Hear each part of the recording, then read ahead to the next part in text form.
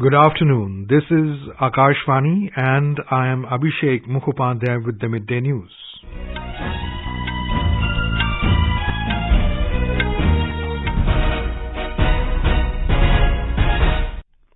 The headlines. All arrangements in place to ensure free and fair polling for Karnataka Assembly elections tomorrow. External Affairs Minister Dr. S. Jaishankar holds talks with his Israeli counterpart Eli Cohen in New Delhi. 22 killed in a bus accident in Khargone, Madhya Pradesh. President and Prime Minister express grief. Home Minister Amit Shah attends birth anniversary celebrations of Nobel laureate Rabindranath Tagore in Kolkata. And 4 Indian pugilists to vie for quarter-final spot in Men's World Boxing Championship in Tashkent today. In Karnataka, voting for assembly elections will take place tomorrow. Polling will begin at 7 a.m. and continue till 6 p.m. A total of 2,615 candidates are in fray for the 224 assembly constituencies.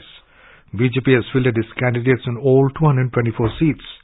Congress is fighting on 223 seats and JDS is contesting on 209 seats. Aam Aadmi Party has also fielded its candidates on 209 seats. The Election Commission has made elaborate arrangements for conducting free and fair elections.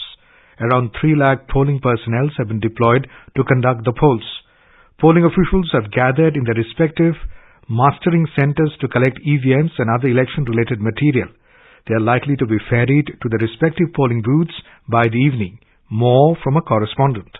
As per the data made available by the Election Commission, polling will be held at 58,545 polling stations. The Election Commission is putting all efforts to attract maximum number of voters to the polling booths. A total number of 2,258 model polling stations have been designed. Theme-based polling booths have also been designed to attract voters. Election Commission has assured to provide all minimum facilities at polling booths like separate toilets for men and women, drinking water, fans, ramps, parking space, etc.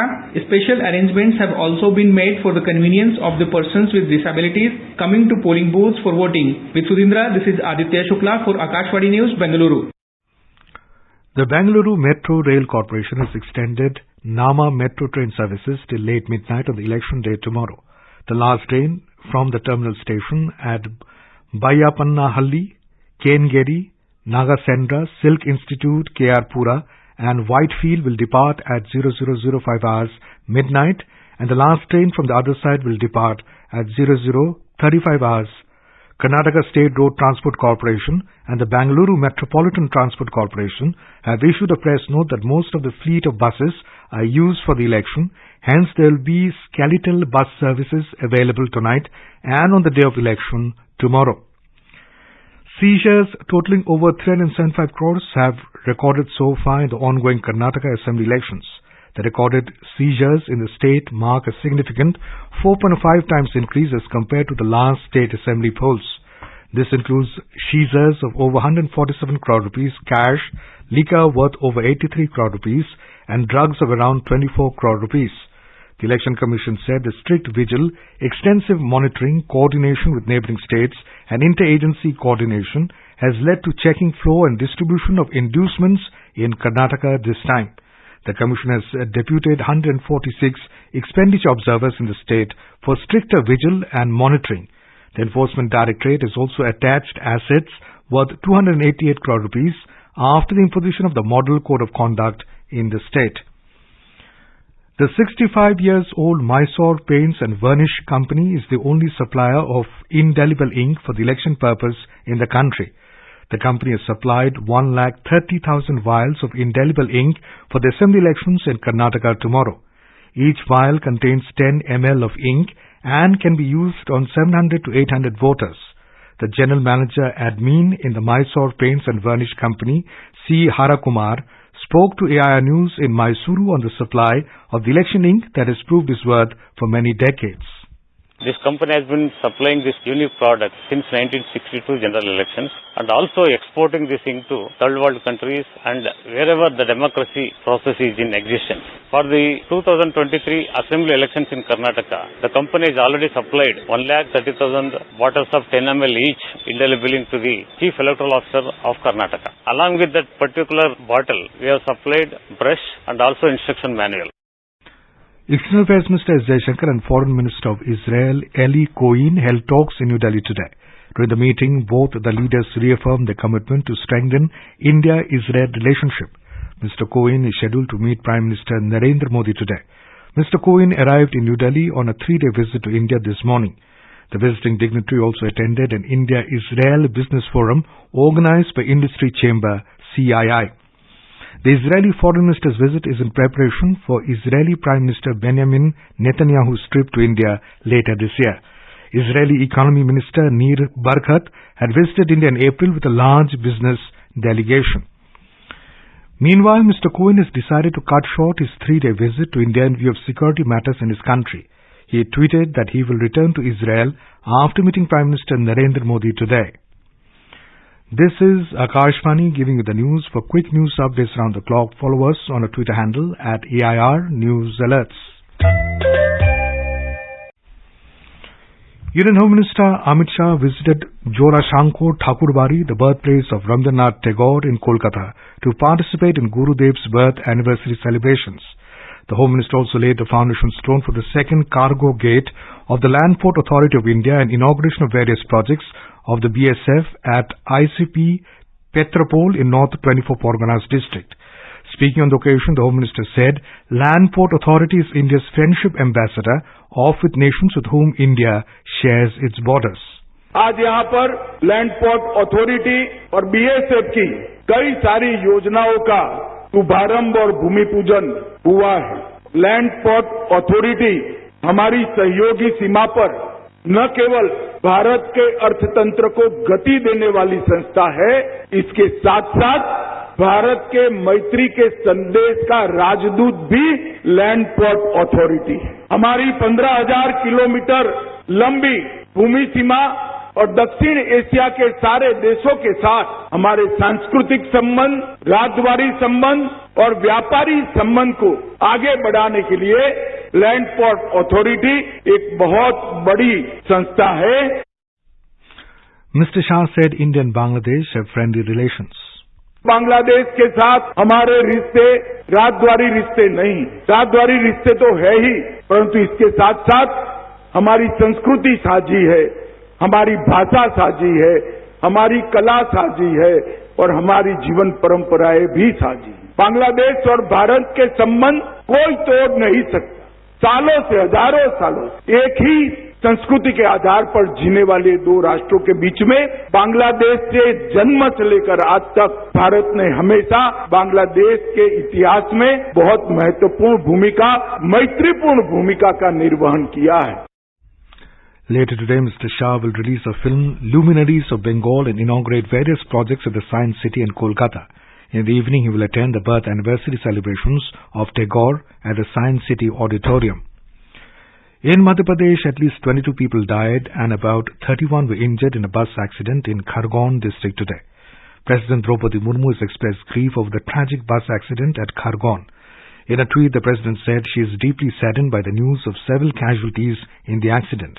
She expressed her deepest condolences to the families who lost their loved ones in the mishap and wished for speedy recovery of the injured. Prime Minister Narendra Modi has expressed grief at the loss of lives in the accident. He said an ex gratia of 2 lakh rupees from Prime Minister's National Relief Fund would be given to the next of kin of each deceased in the bus accident in Khargone. The injured would be given 50,000 rupees. Madhya Pradesh Home Minister Narottam Mishra said a magisterial inquiry has been ordered. सुबह 8:40 पर एक बस जो दासंगा और डोगर गांव के बीच बैराड नदी है वहां रेलिंग तोड़ के नदी में गिरी है। ड्राई नदी है। अभी 25 लोग घायल हैं। सभी घायलों को जिला अस्पताल में कराया है। पहली चिंता प्रशासन और शासन की उनके स्वास्थ्य को लेके है। मजिस्ट्रियल जांच के आदेश हुए हैं। 4-4 लाख माननीय मुख्यमंत्री जी ने सहायता राशि का कहा है। पूरा इलाज उनका फ्री होगा और घटना की जांच के आदेश दे दिए। The National Investigating Agency NIA today carried out raids at several locations across Jammu and Kashmir. Official sources said that the raids have been carried out at Anandnag, Kulgam, Poonch and other districts of J&K. The raids pertain to the criminal conspiracy hatched by the terror groups operating under various pseudo-names at the behest of the Pakistani commanders and handlers. The NIA's raids come days after 5 army jawans lost their lives in a gunfight with terrorists in Rajouri district on 5th of May. India Post today signed a memorandum of understanding with Confederation of All India Traders and Tripta Technologies for Logistics Services. The MOU will benefit small and medium traders as they will be able to use India Post as a logistics service provider across the country. The partnership between India Post, CAIT and Tripta Technologies will provide shipping and the last mile delivery services to CAIT's strong trader base and small and medium businesses in the unorganized sector. The MOU marks a significant milestone for taking e-commerce to the small towns and rural areas and is expected to benefit thousands of traders. Speaking on the occasion, Minister of State for Communications Debu Singh Chauhan described it as a major initiative to streamline parcel operations of India Post. The Enforcement Directorate ED has attached 90 immovable properties, luxurious vehicles, jewellery and cash worth over 51 crore rupees in the Chhattisgarh illegal coal levy extortion scam. The properties belong to IAS officer Ranu Shahu, MLAs Devendra Yadav and Chandradev Prasad Rai, businessmen Suryakant Tiwari and others. During the investigations, direct evidence of the financial linkages of these persons with Mr. Tiwari were established. Pradhan Mantri Suraksha Bima Yojana, Pradhan Mantri Jeevan Jyoti Bima Yojana and Atal Pension Yojana completed 8 years today. These schemes are playing instrumental role in providing social security net and affordable insurance to the people. These three schemes were launched by the Prime Minister Narendra Modi on this day in 2015 from Kolkata in West Bengal. The Kerala High Court initiated suo motu proceedings in connection with the tourist boat tragedy that claimed 22 lives at Tanur in Mallapuram district last Sunday. The court arraigned the State Chief Secretary, Mallapuram District Collector, District Police Chief, Alapura Port Officer and the Bayport Senior Port Conservator, among others, as the initial respondents in the case. A division bench comprising Justices Devan Ramachandran and Shobha Annamma Eppayan directed the Mallapuram District Collector, who is also the Chairman of the District Disaster Management Authority, to file a report on the incident by Friday. Sudan's military ruler General Abdel Fattah al-Burhan has said the talks taking place in Saudi Arabia with the paramilitary Rapid Support Forces (RSF) will have no benefit without a ceasefire. Al-Burhan's remarks come as the warring factions hold talks in Jeddah in a bid to end bloodshed that has killed hundreds and triggered a mass exodus. The United States-backed talks began on Saturday between the army and the rival paramilitary RSF. No progress has been reported so far on the talks, which are focused on the possibility of introducing a lasting ceasefire. The key domestic share indices today witnessed modest gains in the afternoon trade. The BSE Sensex was trading above 61,800 points, while the NSE Nifty was trading near 18,300 level. Both stocks rose even as the cues for global cues were negative. The Sensex gained 83 points to trade at 61,847. The Nifty was also up 21 points to trade at 18,286 a short while ago. In boxing, 4 Indian pugilists to vie for quarterfinal spot in the Men's World Boxing Championships in Tashkent today. Sachin Siwaj in the 54 kg will face top seed Kazakhstan's Mahmoud Sabir Khan in the pre-quarters. Deepak in the 51 kg, Nishant Dev in the 71 kg and Akash Sangwan in the 67 kg will be in action in the respective pre-quarterfinal bouts today. And now, before we end the bulletin, the headlines once again. All arrangements in place to ensure free and fair polling for Karnataka Assembly elections tomorrow. External Affairs Minister Dr. S. Jaishankar hold talks with his Israeli counterpart Eli Cohen in New Delhi. 22 killed in a bus accident in Khargone, Madhya Pradesh. President and Prime Minister express grief. Home Minister Amit Shah attends birth anniversary celebrations of Nobel laureate Rabindranath Tagore in Kolkata. And 4 Indian pugilists to vie for quarterfinal spot in Men's World Boxing Championship in Tashkent today. And for details of these stories and more, log on to our website www.newsonair.gov.in and News on AIR app. And with that, we end the Midday News.